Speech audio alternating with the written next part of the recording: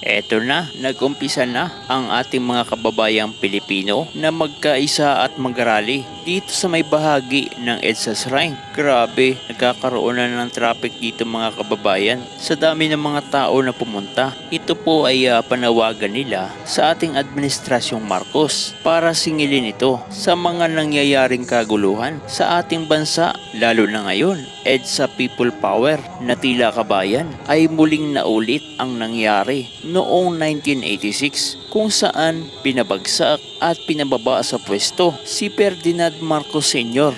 Ang nangyari sa ama ay posibleng mangyayari din sa anak dahil nga sa kaguluhan na nangyayari sa ating bansang Pilipinas. At lalo pang sumidhi ang galit ng ating mga kababayan dahil imbis na magdeklara ng non-working holiday ay nagdeklara ito ng special working holiday. Ibig sabihin mga kababayan, yung mga tao na gustong pumunta at sumama sa EDSA People Power na ginagawa na ito ay posibleng hindi sila makakadalo dahil nga may pasok sa mga paaralan, may pasok sa mga trabaho, lalong-lalo na yung mga nasa government nagtatrabaho. Alam nyo mga kababayan, itong EDSA People Power ay unti-unti nang nakakalimutan ng ating mga kababayan Pilipino sa pagdaan ng mga panahon. Pero dahil nga po ay unti-unti rin na bumabalik ang mga ginawa ni Marcos Sr. noong 1980s kung saan grabe ang mga anomalya na nangyari noon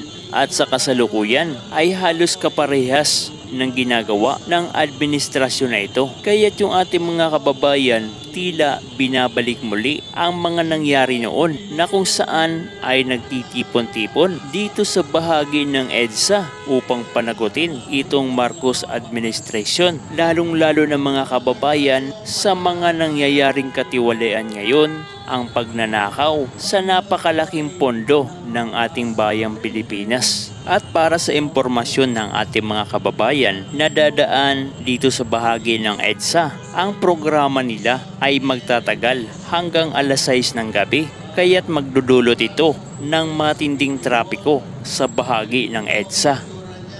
Ngayon kabayan ay pupunta tayo doon sa ating mga kasamahan na sumusuporta sa ating Vice President Inday Sara Duterte kung saan may panawagan din ito na itigil na ng gobyernong ito ang patuloy na korupsyon sa ating bansang Pilipinas at patuloy na panggigipit sa ating Vice Presidente Inday Sara Duterte. Dahil kung hindi ititigil ng administration na ito ay talagang mauulit ang kasaysayan na nangyari sa ating bansang Pilipinas, ang EDSA People Power 1 Revolution, na kung saan ay talagang hindi mabilang na ating mga kababayang Pilipino ang dumagsa at tumalo sa EDSA na ito. Matters yan. Ayoko sana sabihin yan, baka mabigla kayo sa akin. Ako naman, tapusin na ang isyo ni Vice President Sara Duterte. Why? Wala ka ebidensya eh. Competitionality pan, hindi dapat pag-usapan yan. Sa kanya yun. But only, pwede tingnan yan, the President of the Republic. Yun lang eh. Wala nang iba. Secondly, ayoko mag-judge si Vice President Sara Duterte o social behavior niya. Dapat ingat siya dyan eh. Vice President Sara Duterte, sana po maging malakas loob po kayo. Be strong in faith. Huwag niyo pabayaan yung pamilya niyo. Balikan po si President Marcos. Sana po Mr. President, maging patas po kayo. Makisalamuha kayo sa mga mahihirap. Yan ang pinaka-importante. Katulad ginagawa ni dating Pangulo Rodrigo Duterte. Pinotektahan niya ang Republika. Pinotektahan niya ang taong bayan. Kaya tayo yung walang hold-upper, walang drugs, walang ganito. Sana ginawa mo, Mr. President, pinotektahan mo ang taong bayan. Yan ang pinakamalaga dyan eh.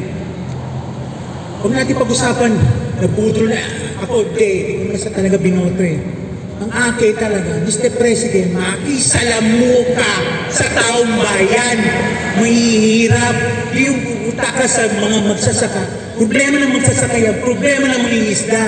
Importante yan, pera ng taong bayan para sa kanila. Yun ang mahalaga. Yan ako naiinis sa mga nangyari ngayon. Isa ka pa rin, House Speaker, Martin Romualdez, ika dapat hindi kailan sa bakod ng ibang bakod. Pakialam mo yung batas ng House of Representatives, iba't yung House of Senate. Doon kayo, magkagalugulo kayo. Huwag niyong gulo yung ibang tao. Kayo po mga mamayan Pilipino, isang word sasabihin sa iyo, vote wisely. Yun ang advice ko sa inyo. Boto niyong karapatan. Dapat na sinong mga ngalaga ng ating republika, ang ating bansa. Yan ang pinakamahalaga. Protektahan ang mga kababaihan, kabataan at yung mga bata. Protektahan ang mga kapansanan at yung mga may sakit. Yan ako naiinis sa iba dyan eh. Iba jurisdiction nyo. Yan ang mali ginagawa mo, Mr. House Speaker. Dapat dyan ka sa House of Representatives, ayusin mo mga batas para sa mga Pilipino. Advice ko, Mr. President Bongbong Marcos, para di magali ang taong bayan, ibalik ang pinaghirapan ng sambayan ng Pilipino. Hindi para sa inyo yan, para sa sambayan Pilipino. Tayo mga kababayan, vote wisely tayo sa 2025. Sinong karapat-dapat natin? Another bagong senador ng ating Pilipinas.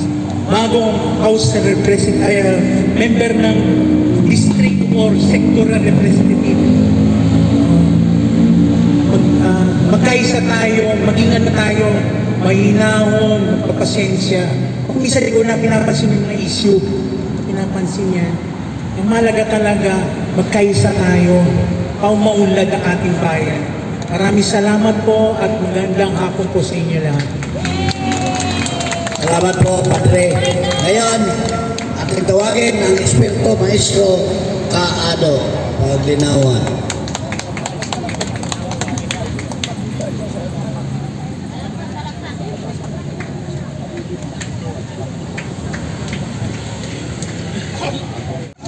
Alam niyo ba kung saan nanggaling ang pangalan ng Pilipinas? Sa Malacanang. Sa Spain. Sa Spain. Sa Spain daw. Tama. Dahil si Magellan ay dumating dito no ang hari ay si King Philip II. Ang problema, si King Philip II, alam niyo ba kung paano namatay? Namatay si King Philip II sa sakit na syphilis. So tayo ba ay pinangalan kay Felipe? O pinangalan tayo sa syphilis? Dahil sa matinding karamdaman ng ating bansa ngayon, palmas palagay ko na tayo ay pinangalan sa syphilis. Syphilis Islands. Pero bago mag-landing si Magellan dito, naligaw muna sila sa bandang Marianas at doon daw sa bandang Samar area na yan. Ang unang pangalan binigay sa Pilipinas ay Landrones Islands. Alam niyo ba yun? Isla ng mga magnanakaw. Dahil nung dumating ang mga Espanyol, alam niyo naman, mahilig sila mag-iinuman dahil sa lamig sa karagatan, mahilig sila mag-iinuman ng kaunting alak, nalasing sila. Pag-gising nila, wala na silang cellphone! Nanakaw na! Kaya, galit na galit yung mga Espanyol ang tinawag sa atin, Landrones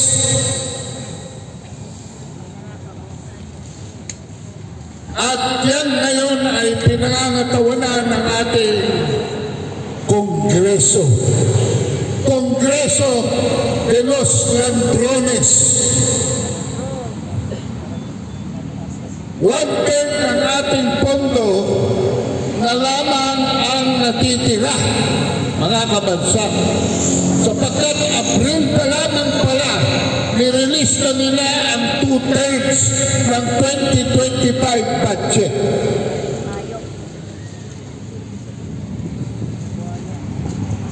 So, 3 weeks pa lang, wala na palang pera ang gobyerno.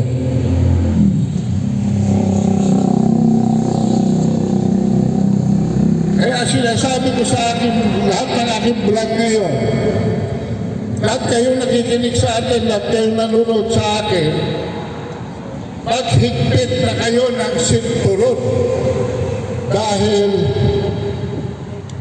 sa kahirapan na pipinto for the rest of the year. 1/10 na lamang ng budget natin ang natitira. Kaya kung hindi pa aaksyon ng Korte Suprema within the next week, wala na ho aabutan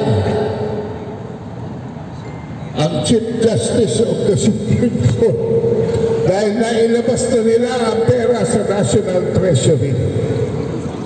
Ganyan kagaling ang mga ladrones, ganyan kabagal ang ating justice system.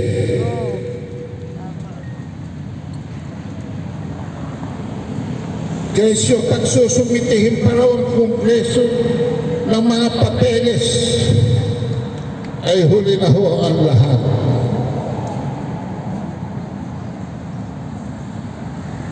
At para itago ang kapalpakan na kanilang ginagawa sa ating lipunan, sa ating gobyerno, ang impeachment ay isa lamang estratehiya ng gobyerno nito para itago ang sarili nilang korupsyon.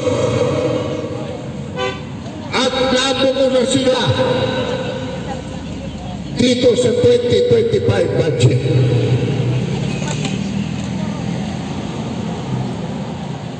Ang sabi ng ating konstitusyon, sa loob na isang taon, isa lamang ang reklamo na pwedeng isampa ng sino man for impeachment under our Constitution.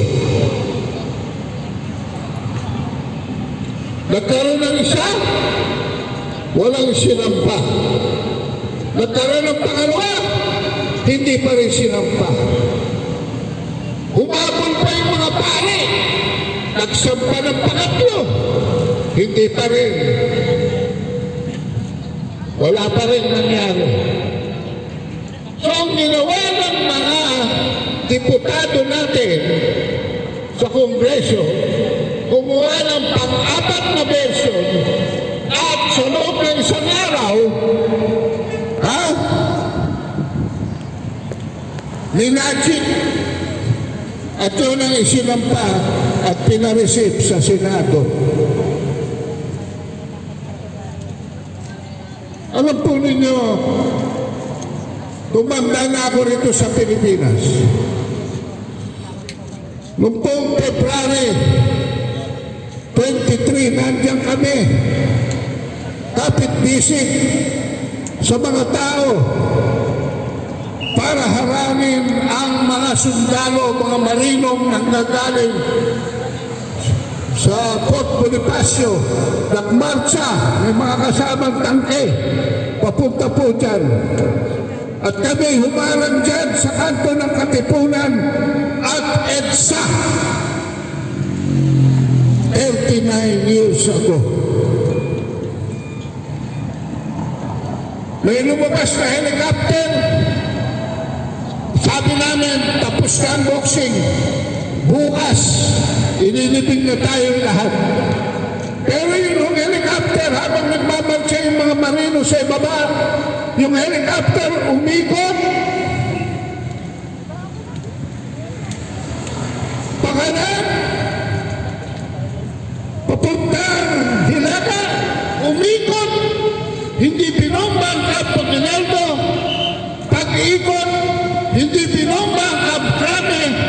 instead nag-landing sa Camp Crame.